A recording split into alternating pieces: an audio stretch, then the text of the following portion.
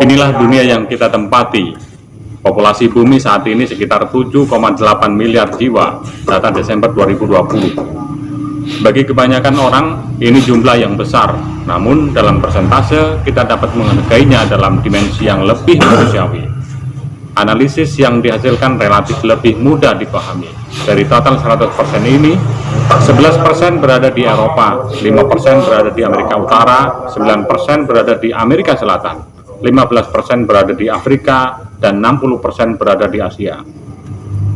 49% tinggal di pedesaan, 51% tinggal di kota, 12% berbicara bahasa Mandarin, 5% berbicara bahasa Spanyol, 5% berbicara bahasa Inggris, 3% berbicara bahasa Arab, 3% berbicara bahasa Hindi, 3% berbicara bahasa Bengali, India, 3% berbicara bahasa Portugis, 2% berbicara bahasa Rusia, 2% berbicara bahasa Jepang, dan 62% berbicara dalam bahasa ibu mereka sendiri.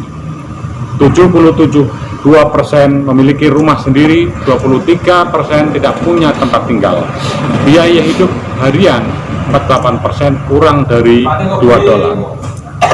75% memiliki ponsel, 25% tidak. 30% memiliki akses internet, 70% tidak. 7% pendidikan perguruan tinggi, 93% tidak masuk perguruan tinggi.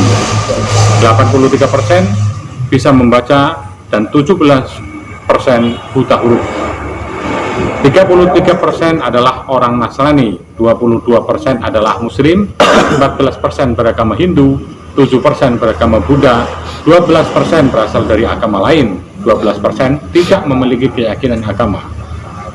26% hidup kurang dari 14 tahun, 66% meninggal di antara usia 15 sampai 64 tahun. 8% berusia di atas 65 tahun.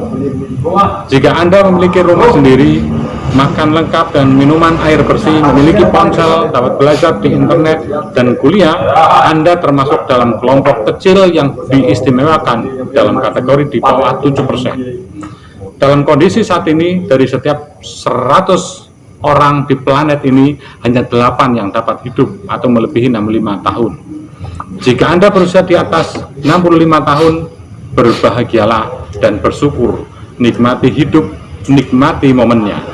Jika Anda tidak meninggalkan dunia ini sebelum usia 64, seperti 92 orang yang meninggalkan sebelum Anda sudah diberkati di antara umat manusia.